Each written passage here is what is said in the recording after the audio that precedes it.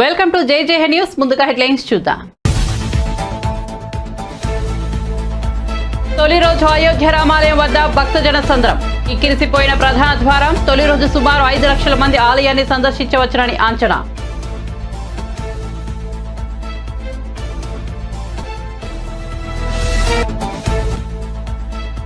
అనంతపురం జిల్లా ఉరవకొండలో వైఎస్ఆర్ ఆసరా నిధుల జమ. కార్యక్రమంలో పాల్గొన్న జగన్, చంద్రబాబుకు పక్క పార్టీలు, పక్క రాష్ట్రంలో కూడా స్టార్ క్యాంపెయినర్లు ఉన్నారని వెల్లడి.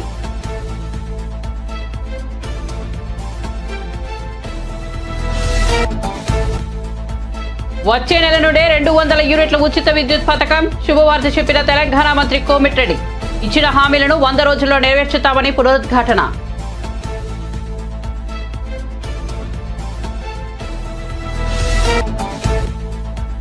సినిమా వసూళ్ల గురించి మాట్లాడే వాళ్ళు కూడా మంత్రులేనా అని ప్రశ్నించిన పృథ్వీ. పవన్ 3 పెళ్లిళ్లు చేసుకోవడం వల్ల పోలవరం ఆగిపోయిందా అని ఎద్దేవా.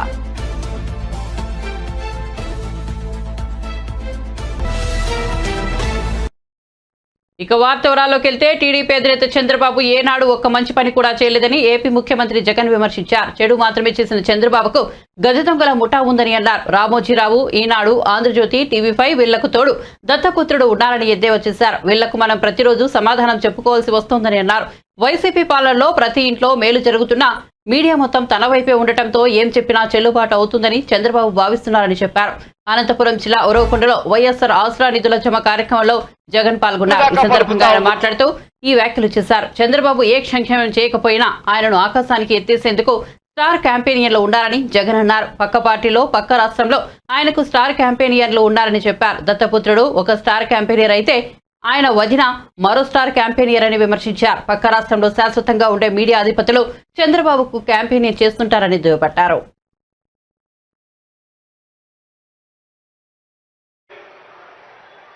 అప్పుడు కూడా ఒకే రాష్ట్రం, అప్పుడు కూడా ఇదే రాష్ట్రం, అప్పుడు కూడా ఇదే బడ్జెట్. మారిందల్లా కేవలం ముఖ్యమంత్రి మాత్రమే మారాడు. మిగిలినటివన్నీ మామూలే. అదే రాష్ట్రం, అదే బడ్జెట్. మారిందల్లా కేవలం ముఖ్యమంత్రి మాత్రమే. అప్పుల గ్రోత్ రేటు కూడా చూస్తే అప్పటికన్నా మీ బిడ్డ ప్రభుత్వంలో అప్పుల గ్రోత్ రేటు కూడా తక్కువే. మరి మీ బిడ్డ ప్రభుత్వంలో నా ప్రతి అక్క చెల్లెమ్మ ముఖాన చిరునవ్వు ఎలా కనపడతా ఉంది? గతంలో 5 సంవత్సరాల పీరియడ్లో ఆ గతంలో ఎందుకు అక్క చెల్లెమ్మలకు ఈ మంచి జరగలేదు అన్నది ఆలోచన చేయమని అడుగుతా ఉన్నా. కారణం ఒక్కటే. గతంలో ఇదే కాదు దెబ్బతిన్నారు అని చెప్పిన పరిస్థితులు కూడా ఈ 56 నెలల ఆ ఫోన్లో ఎస్ఓ కూడా ఏమీ చేయని వారికి చెడు మాత్రమే చేసిన చరిత్ర ఉన్న వారికి, చెడు మాత్రమే చేసిన చరిత్ర ఉన్న చంద్రబాబు నాయుడు గారికి, ఆయన ఎల్లో మీడియాకి, ఆయన గజ దొంగల ముఠాకి. ఆయన గజ దొంగల ముఠా అంటే ఎవరో మీ అందరికీ కూడా బాగా తెలుసు అనుకుంటా. మంచి చేసిన చరిత్ర లేదు, ఎప్పుడూ కూడా మోసం చేసిన చరిత్రే. ఆ చరిత్ర చంద్రబాబు నాయుడు గారు, ఆయనకు తోడు ఒక రామోజీరావు, ఒక ఈనాడు, ఒక ఆంధ్రజ్యోతి, ఒక టీవీ5 వీళ్ళందరికీ తోడు ఒక దత్తపుత్రుడు.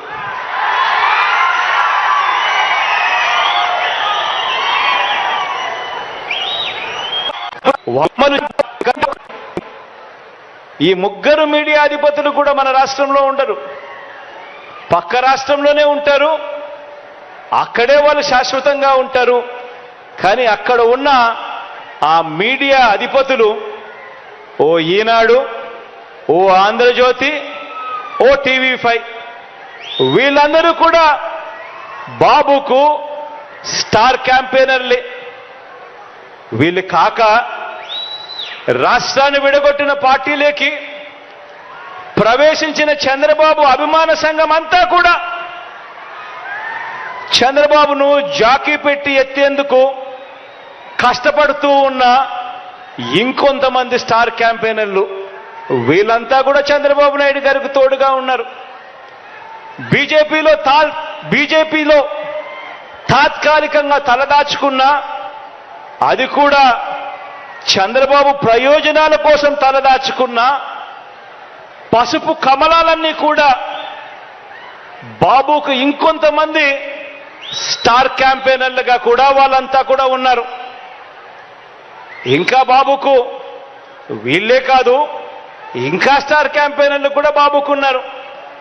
అమరావతిలో బాబు భూములకు బెనామీలు ఉన్నట్టే మనుషుల్లోనూ ఇంకా ఇతర పార్టీల్లోనూ కూడా రకరకాల రూపాలలో చంద్రబాబు నాయుడు గారికి బినామీలు ఇప్పటికీ స్టార్ క్యాంపెయినర్లుగానే కొనసాగుతా ఉన్నారు. వీళ్ళందరూ కూడా మనకు కనిపిస్తూ ఉంటారు. టీవీ లాంచ్ చేస్తే విశ్లేషకులు వీళ్ళే అని చెప్పి విశ్లేషకుల పేరు మీద కూడా వీళ్ళు కనిపిస్తారు. వేదికల పేరు మీద కనిపిస్తారు. మేధావులని చెప్పి వీళ్ళంతటి వీళ్ళే చెప్పుకుంటూ మేధావుల పేరు మీద కూడా వీళ్ళే కనిపిస్తారు. రకరకాల స్టార్ క్యాంపెయినర్లు బాబు కోసం వీళ్ళందరూ కూడా పనిచేస్తారు. కారణం దోచుకోవడం, దోచుకున్నది పంచుకోవడంలో వీళ్ళందరూ కూడా భాగస్వాములే. కానీ ఆశ్చర్యం ఏమిటో తెలుసా? ఏ అభివృద్ధి కూడా చేయని వారికి, ప్రజలకు ఏ మంచి కూడా చేయని వారికి, ప్రజలకు మోసాలే చేసిన వారికి, ఈ రాష్ట్రానికి కూడా అన్యాయం చేసిన వారికి ఇంతమంది స్టార్ క్యాంపెయినర్లు ఉన్నారు. కానీ ప్రతి పేద ఇంటికి అభివృద్ధి ఫలాలు అందించిన మీ బిడ్డకు ఏపీకి ప్రత్యేక హోదా గురించి కేంద్ర ప్రభుత్వానికి ఒక్కరోజు కూడా జగన్ అడగలేదని ఏపీసీసీ అధ్యక్షురాలు వైఎస్ షర్మిల ఆరోపించారు. శ్రీకాకుళం జిల్లా పర్యటనలో భాగంగా ఇచ్చాపురంలో ప్రజాప్రస్థానం విజయ స్తూపాన్ని ఆమె సందర్శించి నివాళులర్పించారు. అనంతరం స్థానిక నేతలు కార్యకర్తలను ఉద్దేశించి మాట్లాడారు. ఇదే ఇచ్చాపురంలో ఎక్కడైతే రాజశేఖర్ రెడ్డి గారు ఆయన పాదయాత్ర ముగించుకున్నారో దానికి కొనసాగింపుగానే రాజశేఖర్ రెడ్డి బిడ్డ ఈ రోజు మళ్ళీ ఆంధ్ర రాష్ట్ర ప్రజలకు మేలు కలగాలి ప్రస్థానాన్ని ఇదే ఇచ్చాపురంలో మొదలుపెట్టదలుచుకుంది రాజశేఖర్ రెడ్డి బిడ్డ. కాంగ్రెస్ పార్టీ రాజశేఖర్ రెడ్డి గారికి 2 సార్లు ముఖ్యమంత్రి అవకాశం ఇచ్చింది. రాజశేఖర్ రెడ్డి గారు కాంగ్రెస్ పార్టీ ద్వారా రైతులకు రుణమాఫీ చేయగలిగారు. ఈ రోజు వరకు కూడా రాజశేఖర్ రెడ్డి గారిని నెత్తిన పెట్టుకుని కాంగ్రెస్ పార్టీ సోనియా గాంధీ గారైతేనేమి, రాహుల్ గాంధీ గారైతేనేమి వాళ్ళతో మాట్లాడినప్పుడు నాకు వాళ్ళకు రాజశేఖర్ రెడ్డి గారి పట్ల ఎంత గౌరవం ఉందో నాకు అర్థమైంది. రాజశేఖర్ రెడ్డి గారిని అవమానించిన పార్టీ కాంగ్రెస్ పార్టీ అని, రాజశేఖర్ రెడ్డి గారి పేరుని ఎఫ్ఐఆర్ లో పెట్టిన పార్టీ కాంగ్రెస్ పార్టీ అని ఇంతగా మాట్లాడుతున్నారే. రాజశేఖర్ రెడ్డి బిడ్డ ఈ రోజు ఇక్కడ నిలబడి మీ అందరి సాక్షిగా చెప్తుంది వాస్తవం లేదు. నిజానికి రాజశేఖర్ రెడ్డి గారిని సోనియా గాంధీ గారితో నేను మాట్లాడినప్పుడు రాజశేఖర్ రెడ్డి గారిని ఎంత గౌరవిస్తున్నారో నాకు అర్థమైంది. రాజీవ్ గాంధీ గారు చనిపోతే గారు చనిపోయిన తర్వాత ఆయన పేరు కూడా సిబిఐలో చేర్చడం జరిగింది. అలాంటిది నాకు ఆ బాధ ఎలా ఉంటుందో తెలిసి కూడా రాజశేఖర్ రెడ్డి గారి కుటుంబానికి నేను అంత అన్యాయం చేయగలనా? నేను చేయలేదు, నాకు తెలిసి జరిగింది కాదు ఇది అని ఆ రోజు సోనియా గాంధీ గారు నా కళ్ళల్లో కళ్ళు పెట్టి చూసి నా చేతిలో చేయి పెట్టి ఈ మాట చెప్పడం జరిగింది. ఇది వాళ్ళు తెలియక చేసిన పొరపాటు అయి ఉండొచ్చేమో కానీ వాళ్ళు చేసిన తప్పిదం అయితే కాదు. వాళ్ళతో మాట్లాడిన తర్వాత వాళ్ళ మనసు అర్థం చేసుకున్నాక చెప్తున్న మాట. కానీ ఈ రోజు ఆంధ్ర రాష్ట్రంలో జరుగుతున్న పరిస్థితులను గమనిస్తే చాలా బాధాకరంగా ఉంది. ఆంధ్ర రాష్ట్ర నాయకులు మాత్రం బీజేపీ పార్టీకి బానిసలైపోయారు. ప్రజలు ఒక్క ఎమ్మెల్యేను కూడా గెలిపించలేదు బీజేపీ పార్టీ నుంచి. కానీ ఈ రోజు ప్రభుత్వంలో ఉన్న అందరు ఎమ్మెల్యేలు, ప్రభుత్వం సైతం, ముఖ్యమంత్రి గారు సైతం బీజేపీ పార్టీకి ఊడిగలు చేస్తున్నారు, బీజేపీ పార్టీకి బానిస అయిపోయారు. ఆంధ్ర రాష్ట్ర ప్రజలను కూడా బీజేపీ పార్టీకి బానిసలు చేయాలన్న ప్రయత్నం చేస్తున్నారు. 25 ఎంపీలు ఉంటే మొత్తం 25 ఎంపీలు ఈ రోజు బీజేపీ పార్టీకే ఊడిగలు చేస్తున్నారు. బీజేపీ పార్టీ 10 సంవత్సరాలు అవుతున్నా కూడా ఆంధ్ర రాష్ట్రానికి ప్రత్యేక హోదా 15 సంవత్సరాలు ఇస్తామని చెప్పి కూడా ఈ రోజు అసలు ఊసే ఎక్కడం లేదు. ఇక్కడ ప్రజలు గెలిపి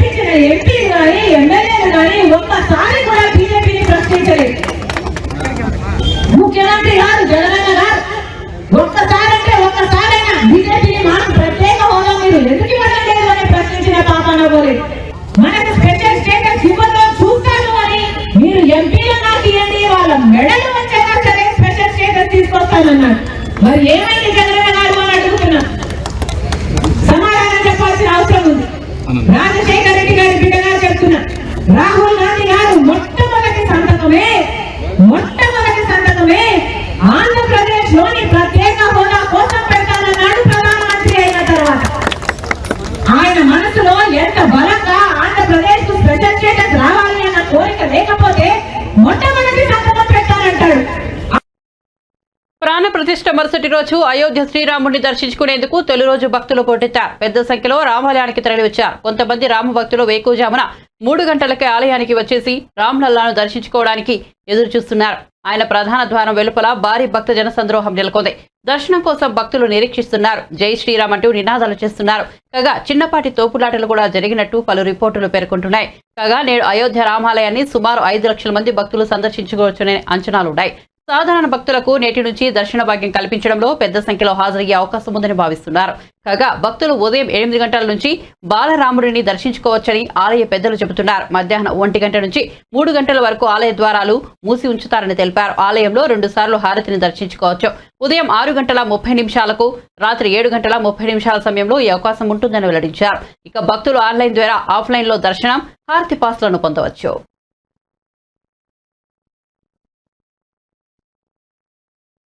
వచ్చే ఫిబ్రవరి నుంచి 200 యూనిట్ల ఉచిత విద్యుత్ పథకాన్ని అమలు చేస్తామని తెలంగాణ రాష్ట్ర మంత్రి కోమటిరెడ్డి వెంకటరెడ్డి వెల్లడించారు. మంగళవారం గాంధీ భవన్ లో 6 గ్యారంటీల అమలుపై కాంగ్రెస్ పార్టీ మేనిఫెస్టో కమిటీ సమావేశమైంది. మంత్రులు కోమటిరెడ్డి, శ్రీధర్ బాబు, కాంగ్రెస్ తెలంగాణ వ్యవహారాల ఇన్ఛార్జ్ దీపాదాస్ మున్షి ఇతర సభ్యులు పాల్గొన్నారు. ప్రజలకు ఇచ్చిన హామీలు, వాటి అమలుపై కమిటీ చర్చించింది. అనంతరం కోమటిరెడ్డి మీడియాతో మాట్లాడుతూ 100 రోజుల్లో తాము ఇచ్చిన హామీలను తప్పకుండా నెరవేర్చుతామని స్పష్టం చేశారు. ఉచిత బస్సు ప్రయాణంతో పాటు పలు హామీలు నెరవేర్చామని, మిగతా వాటిని గడువులోగా అమలు చేస్తామన్నారు. ఎన్నికల్లో ఇచ్చిన ప్రతి హామీని నెరవేరుస్తామన్నారు. వచ్చే నెల నుంచి ఉచిత విద్యుత్ పథకం అమలు చేస్తామన్నారు. హామీల అమలుపై ఎలాంటి అనుమానాలు అవసరం లేదని స్పష్టం చేశారు. కాంగ్రెస్ పార్టీ ఇచ్చిన మాటకు కట్టుబడి ఉంటుందన్నారు. గవర్నమెంట్ ఇచ్చిన మొదటి రేపో మాపో జైల్లోకి పోయే కవిత, జగదీశ్వర్ రెడ్డి తప్ప కేటీఆర్ తప్ప ఎవరు దొరకలేదు. మీకు మంచిది. 2వ రోజే 30 లక్షల మంది ఉచితంగా మహిళలు, అక్కా చెల్లెళ్ళు నవ్వుకుంటూ ఇవాళ పెళ్లిళ్ళకి పోతున్నారు, బిడ్డ ఇంటికి పోతున్నారు, దేవస్థానానికి పోతున్నారు. సంక్రాంతి పండుగ ప్రతి ఇంటికి పోయి వచ్చిండ్రు. మాకు ఇవాళ మా అక్కా చెల్లె పేదవాళ్లకు ఇవాళ నెలకు 200-300 రూపాయలు మిగిలిస్తున్నాం. 3 మాసాల లోపే గ్యాస్ సిలిండర్ కానీ, ఫ్రీ కరెంట్ యూనిట్లు కానీ ఇవన్నీ కూడా ఇవ్వబోతున్నాం. ముఖ్యమైనది ఏంటంటే మేము 100 రోజుల్లోపే కాదు, 2 రోజుల్లోనే చేసినాం. ఇవన్నీ కూడా వారం రోజులు చేస్తుండే. కానీ మా కర్మ గవర్నమెంట్ ఇచ్చిన మొదటి క్యాబినెట్లో ప్రభాకర్ రావు అనే పెట్టుకున్న ఆయన పెట్టుకొని 70,000 కోట్ల రూపాయల నష్టాల బారపడి యాదాద్రి, భద్రాద్రి, ఛత్తీస్గఢ్ కరెంట్లో కొనుగోళ్లలో, ప్లాంట్ల నిర్మాణంలో, నామినేషన్ బేసిస్ మీద 70,000 కోట్లు నష్టాల పరిచిన ఆ పెద్ద మనిషి మీటింగ్ ముఖ్యమంత్రి గారు పిలిస్తే కూడా రాకుండా తప్పిపోయాడు. ఇంక్లూడింగ్ జగదీష్ రెడ్డితో పాటు ఆ దివాలా తీసిన డిపార్ట్మెంట్ని సెట్ చేసుకుంటూ రిజివి లాంటి సమర్థమైన అధికారులు వేసి వచ్చే నెలలోనే 200 యూనిట్లు చేస్తున్నాం. ఇంకొకటి ఏంటంటే ఫ్రీ కరెంటు వెంకరెడ్డి గారు అన్నారు, ఆయన దగ్గరికి పండి అని చెప్తున్నారు కదా. నేను ఒకటే చెప్తున్నా, 30 లక్షల మంది యువకులకు 3,116 అన్నాము. 3,000 అంటే 30 లక్షల మంది యువకులు ఆ రోజు మీరు రెచ్చగొట్టుంటే నీ ఫామ్ హౌజులు, ఇల్లు అన్నీ కూడా బద్దలు కొట్టేవాళ్ళు. ఇవాళ మాకు 100 రోజులు టైం అడిగాం. 100 రోజుల్లోపే అన్నవారిని మీరు చెప్పుతో కొట్టండి. అంత ధైర్యం లేకపోతే బుద్ధిగా ప్రశ్నించండి. మీరు దళితుని ముఖ్యమంత్రి చేస్తే తల తీసేసుకుంటా అన్న మీ నాయనకి ఇంకా తల ఉందా లేదా? డబుల్ బెడ్రూమ్ కడితే అల్లుడు బిడ్డ వచ్చే మంచి వాళ్ళకు సపరేట్ బెడ్రూమ్ అన్నావు, డైనింగ్ హాల్ అన్నావు, పెద్ద మొత్తం ఇంత కళలు చూపించినావు. ఒక్క ఇల్లు కట్టలేదు ఊళ్ళల్లో, ఒక రేషన్ కార్డు ఇవ్వలేదు. ఏ ముఖం పెట్టుకొని కాంగ్రెస్ ప్రశ్నిస్తున్నావు? ఇవాళ ఒకటే చెప్తున్నాం, ఇవాళ 64 గెలిచినాం, 10 సీట్లు తక్కువ మెజార్టీతో ఓడిపోయినాం, 300 ఓట్లతో కూడా ఓడిపోయినాం చేవెళ్ళ. ఇవాళ మంచి పనులు చేస్తాం. వచ్చే ఎన్నికల్లో 100 సీట్ల పైన గెలుస్తాం. పార్లమెంట్లో 13-14 సీట్లు గెలుస్తాం. అందులో బీజేపీ, టీఆర్ఎస్ పార్టీకి ఛాన్సే లేదు. రెండవది ఒకటే చెప్తున్నా, తొందరపడకపోతే 47వ రోజు మా గవర్నమెంట్. అందుకని ప్రజలకు చెప్తున్నా, ఇలాంటి పార్టీకి ఎక్కడ కూడా పార్లమెంట్ ఎన్నికల్లో డిపాజిట్ రాకుండా బుద్ధి చెప్పండి. 100 కాదు, మాకు ఓపుకుంటే 200 అడుగుల్లో అలాంటి ప్రాజెక్టు కంటే కాంగ్రెస్ పార్టీని విమర్శించడానికి వాళ్ళ దగ్గర మాటలు లేక నా డౌట్ ఏంటంటే కేటీఆర్, కేసీఆర్, హరీష్, సంతోష్, సరే పెద్ద మనిషి అంటే కాలివి హాస్పిటల్ ఇంట్లో వండుకున్నాడు. ఈ 3-4 ఎప్పుడు ఏమవుతుందా, ఎప్పుడు మెంటల్ హాస్పిటల్ పోతారా మాకు కూడా డౌట్ ఉంది. 64 సీట్లతో ఒక్కొక్క సీటు 70,000 మెజార్టీతో గెలిస్తే మీరు దోచుకున్న డబ్బుతో కొన్ని సీట్లు గెలిచాను. మాకు సమయం లేక టికెట్లు ఆలస్యమై మేము 80 అనుకుంటే తక్కువ వచ్చినాయి. ఎమ్మెల్యేలని ఎంపీలని సర్పంచ్లు కొనే అలవాటు ఉన్నాయి. ఈ దరిద్ర పార్టీ నాయకులు 6 నెలలు ఉంటుంది, 3 నెలలు ఉంటుంది, సంవత్సరం ఉంటుంది అంటే ప్రజలు నవ్వుకుంటున్నారు. అందుకు నేను చెప్పిన మేమే ఆ పద్ధతిలో పోవాలంటే ఇప్పటికే ఆ పార్టీలో కేటీఆర్ హరీష్ తప్ప ఎవరు ఉండకపోతున్నాయి అని మేము చేయం. మంచి పనులు చేస్తాం, 100 సీట్లు గెలుపుకుంటాం. కోవర్ట్ ఆపరేషన్ ఏం లేదు, కోవర్ట్ కాదు. అందులో కడుపులో కత్తులు పెట్టుకొని హరీష్, సంతోష్, కేటీఆర్ ఎప్పుడే ఇన్సిడెంట్ జరుగుతుంది, ఎప్పుడు పొడుచుకుంటున్నారో అర్థమవుతలేదు మాకు. ఏపీలో వైసీపీకి మరో షాక్ తగిలింది. నరసరావుపేట ఎంపీ పదవికి లావు శ్రీకృష్ణదేవరాయలు రాజీనామా చేశారు. లోక్సభ సభ్యత్వంతో పాటు వైసీపీ ప్రాథమిక సభ్యత్వానికి కూడా ఆయన రాజీనామా చేశారు. అయితే ఏ పార్టీలో చేరబోతున్నారనే విషయంలో మాత్రం ఆయన క్లారిటీ ఇవ్వలేదు. శ్రీకృష్ణదేవరాయలు నరసరావుపేట నుంచి కాకుండా గుంటూరు నుంచి పోటీ చేయాలని పార్టీ నాయకత్వం సూచించిన సంగతి తెలిసిందే. అయితే గుంటూరు నుంచి పోటీ చేసేందుకు ఆయన ఆసక్తి చూపలేదు. రాజీనామా చేసిన సందర్భంగా లావు మాట్లాడుతూ పార్టీలో గత 15-20 రోజులుగా అనిశ్చితి నెలకొందని చెప్పారు. అనిశ్చితికి తెరపడాలనే ఉద్దేశంతోనే రాజీనామా చేశానని చెప్పారు. అనిశ్చితికి తాను కారణం కాదని, ఈ అనిశ్చితిని తాను కోరుకోలేదని అన్నారు. ఈ అనిశ్చితి వల్ల తనకు కానీ పార్టీకి కానీ ఉపయోగం లేదని చెప్పారు. క్యాడర్ కూడా ఏ డైరెక్షన్ లో వెళ్లాలనే గందరగోళంలో ఉన్నారని తెలిపారు. దీనికి పరిష్కారం వెతకాల్సిన అవసరం ఉందని చెప్పారు. పార్టీలో నెలకొన్న పరిస్థితుల కారణంగానే తాను రాజీనామా చేశానని చెప్పారు. ఒక అనిశ్చితి నెలకొంది రాజకీయంగా. దానికి అది అనిశ్చితి క్రియేట్ చేయడానికి నేను చేసింది కాదు, లేకపోతే ఆ అనిశ్చితి కోరుకుంది నేను కాదు.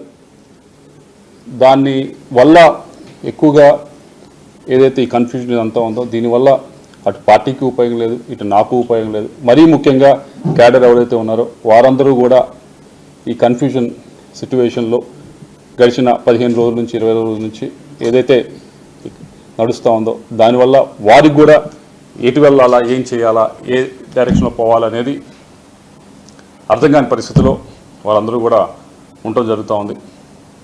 దానికి ఏదో ఒక విధంగా తెరదించాలి, ఏదో ఒక విధంగా ఫుల్ స్టాప్ పెట్టాలనేదే మా ఉద్దేశం. ఎక్కడో చోట దానికి ఒక సొల్యూషన్ అనేది మనం ఎతకాల్సిన అవసరం ఉంది. అలా కాకుండా ఇలా వెళ్తే అటు క్యాడర్కి ఉపయోగం ఉండదు, పార్టీకి ఉండదు. మీ అందరికీ తెలిసిందే 15 రోజుల నుంచి కూడా సరే కొత్త క్యాండిడేట్ తీసుకొద్దాం అనేది ఒక ప్రపోజల్ అంతా కూడా బయటకు రావడం జరిగింది. నేను మాట్లాడిన తర్వాత ఇంకా బయటకు రావడం జరిగింది. దానివల్ల కొద్దిగా అందరూ కూడా కన్ఫ్యూజన్కి గురవుతూ ఉన్నారు. ఇది ఇందాక చెప్పినట్లు నేను కోరుకుంది కాదు, నేను చేసింది కాదు. ఇది వేరు వేరు కారణాల వల్ల ఇలా ఫ్లైఅవుట్ వచ్చింది. దానికి తెరదించుతూ నేను ఏదైతే ఇప్పుడు పార్టీలో ఉన్నానో పార్టీ సభ్యత్వానికి వైఎస్ఆర్ కాంగ్రెస్ పార్టీ సభ్యత్వానికి రాజీనామా చేస్తూ అలాగే పార్లమెంట్ సభ్యత్వానికి కూడా నేను రాజీనామా చేస్తూ ఉన్నాను ఇమీడియట్ ఎఫెక్ట్. దీంతో అన్న కొద్దిగా ఈ కన్ఫ్యూజన్ అంతా కూడా ఇదంతా కూడా తొలగిపోతుందని చెప్పి ఆశిస్తూ ఉన్నాను. నాకు ఈ 5 సంవత్సరాల నుంచి కూడా ఎంతో సహకరించారు. అటు రాష్ట్ర ముఖ్యమంత్రి గారు నన్ను యంగ్గా ఉన్నా కానీ నన్ను ఎంకరేజ్ చేసి ఎంపీగా నిల్చోబెట్టారు. దానికి అన్ని విధాలుగా కూడా నేను చేయగలిగాను. అభివృద్ధి కార్యక్రమాలు అన్నీ కూడా చేయగలిగాను. అలాగే పార్టీ పరిస్థితి కూడా పార్టీ పరువును కూడా అన్ని విధాలుగా కూడా పైన నుంచోబెట్టగలిగాను.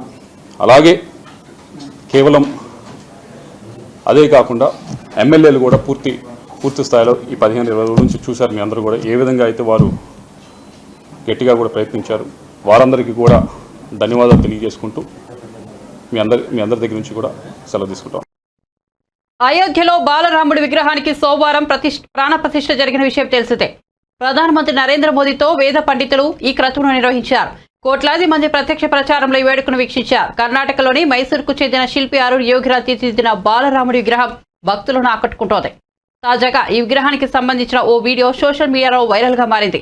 ఆర్టిఫిషియల్ ఇంటెలిజెన్స్ సాయంతో గుర్తు తెలియని వ్యక్తులు బాలరాముడి విగ్రహానికి కదలికలు జోడించి సోషల్ మీడియాలో అప్లోడ్ చేశారు. ఈ వీడియోలో బాలరాముడి విగ్రహం కళ్ళు ఆర్పుతూ అటు ఇటు చూస్తూ చిరునవ్వులు రువ్వడం కనిపిస్తోంది. ప్రస్తుతం సోషల్ మీడియాలో వైరల్ గా మారిన ఈ వీడియోపై రామభక్తులు ప్రశంసల జల్లు కురిపిస్తున్నారు. ఈ వీడియోను అప్లోడ్ చేసిన వ్యక్తిని మెచ్చుకుంటూ కామెంట్లు పెడుతున్నారు. టీడీపీ జనసేన కలయిక స్థిరత్వం అభివృద్ధి ప్రజా సంక్షేమానికి పనిచేస్తుందని సినీ నటుడు పృథ్వీరాజ్ చెప్పారు. 175 సీట్లు గెలుస్తామని చెప్పిన వైఎస్ఆర్సీపీ నాయకులు ఇప్పుడు భయపడుతున్నారని ఎద్దేవా చేశారు. ఎమ్మెల్యేల సీట్లు మార్చినంత మాత్రాన ప్రజలు ఓట్లు వేయరని చెప్పారు. ఒంగోలులో కార్యక్రమంలో పాల్గొన్న అనంతరం ఆయన మీడియాతో మాట్లాడారు. కృషి చేస్తున్నాం. ఈసారి దొంగ ఓట్లు పడే ఛాన్స్ లేదు. నిజాయితీ గల నాయకుడిని ఈసారి ఎన్నుకుంటారు. అవి ఎప్పుడో పాత రోజులేవి. ఇప్పుడు ఏం బాణాలు కదా, ఆమె కాంగ్రెస్ పార్టీ బాణం, జగనన్న బాణాలు ఇంకో బాణాలు కదా. ఆమె షర్మిల గారు ఇండివిజువల్గా ప్రదేశ్ కాంగ్రెస్ అధ్యక్షురాలు. ఆమె అక్కడ ఆ బాణాలు వాళ్ళవి. ఆ బాణాల వల్ల వాళ్ళకే ఎఫెక్ట్ అవుద్దో ఏమవుద్దో మనకు తెలియదు. కానీ కూటమి మటుకు 2 జెండాల కలయిక ఒక స్థిరత్వానికి, ఒక ప్రజా సంక్షేమానికి, ఒక అభివృద్ధికి, రాష్ట్ర ప్రజల సుఖ సంతోషాలకి 2 జెండాల కలయిక అద్భుతం. ఇప్పుడు ఒకటే మార్పు ఉంది. ఇప్పుడు పృథ్వీరాజు ఇక్కడ ఒంగోలు నుంచి గెలిచాడు. పృథ్వీరాజుని తీసుకెళ్ళి ఎక్కడో పాడేస్తే ఎవడేస్తాడు ఓటు? ఇప్పుడు అవకతవకలు ఇప్పుడు ఎక్కడైనా సరే మనకి అన్సెక్యూరిటీ ఉన్నప్పుడు 175 మేము గెలుస్తూ ఉన్నప్పుడు మీకు ఎందుకు భయం? వాళ్ళే గెలవాలిగా. వాళ్ళు ఇచ్చిన రిపోర్ట్లు, పీకే రిపోర్టు, ప్రశాంత్ కిషోర్ ఇచ్చిన రిపోర్టు, లగడపాటి రిపోర్ట్ నమ్ముతారు కానీ పృథ్వీరాజ్ రిపోర్ట్ నమ్మరా?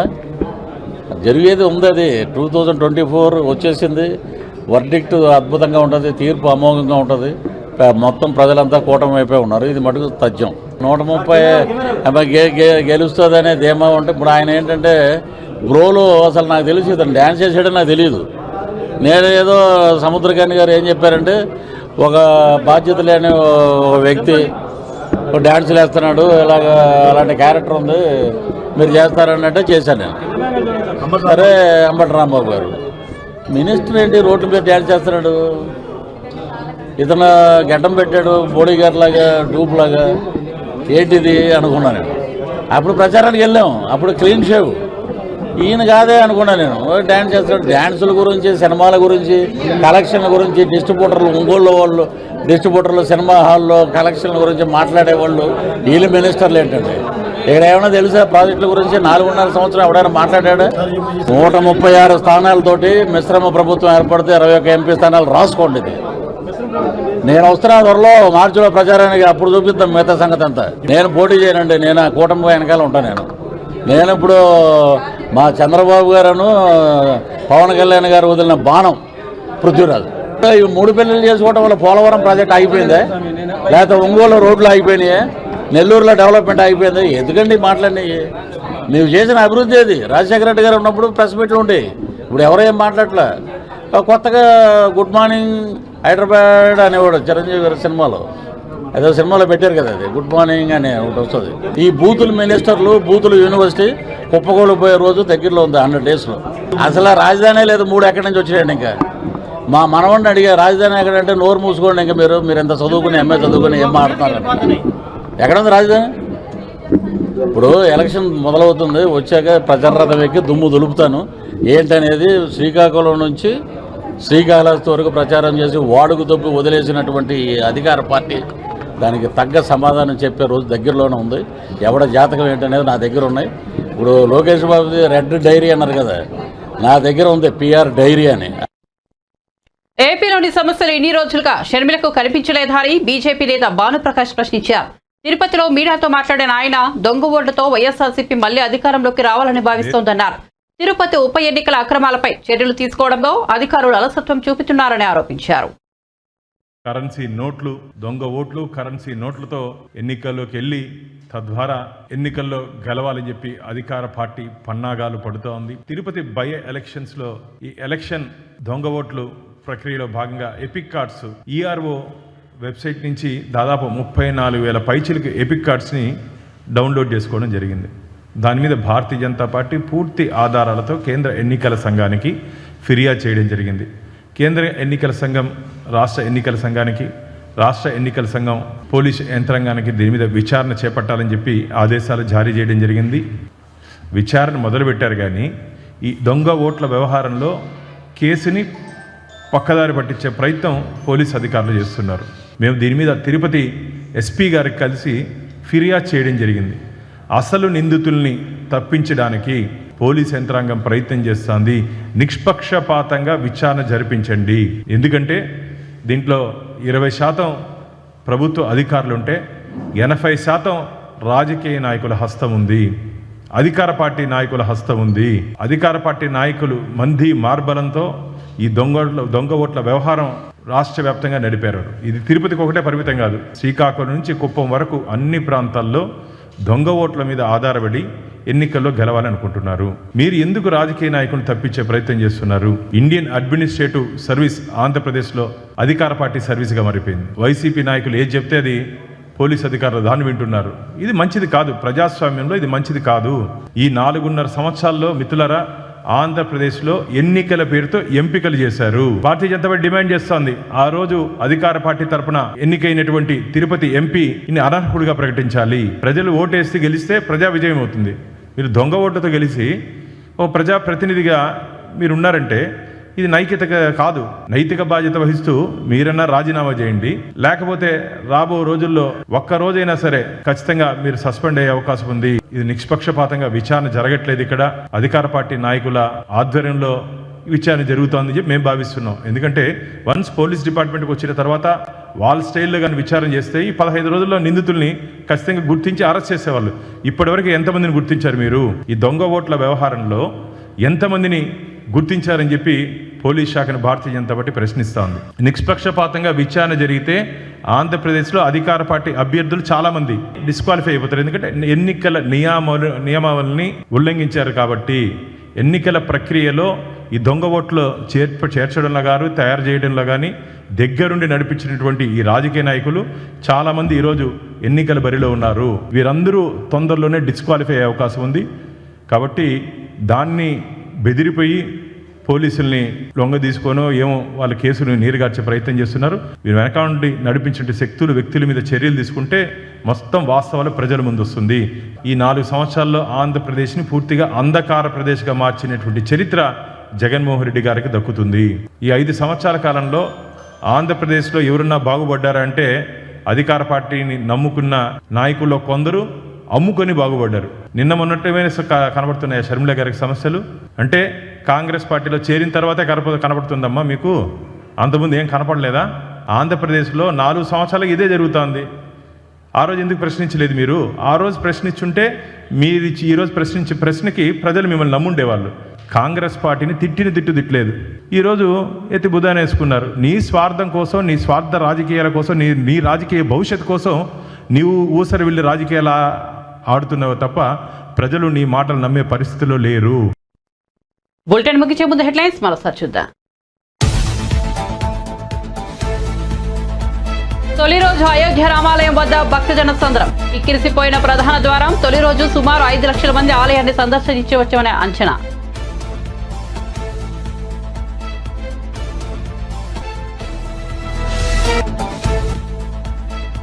అనంతపురం జిల్లా ఉరవకొండలో వైఎస్ఆర్ ఆసరా నిధుల జమ కార్యక్రమంలో పాల్గొన్న జగన్. చంద్రబాబుకు పక్క పార్టీలు, పక్క రాష్ట్రంలో కూడా స్టార్ క్యాంపెయినర్లు ఉన్నారని వెల్లడి.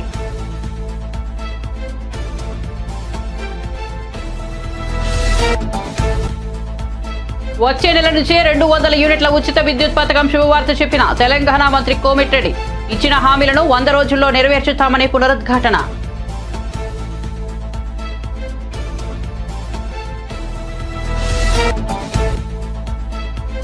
సినిమా వసూళ్ల గురించి మాట్లాడే వాళ్ళు కూడా మంత్రులేనా అని ప్రశ్నించిన పృథ్వీ. పవన్ 3 పెళ్లిళ్లు చేసుకోవడం వల్ల పోలవరం ఆగిపోయిందానని ఎద్దేవా.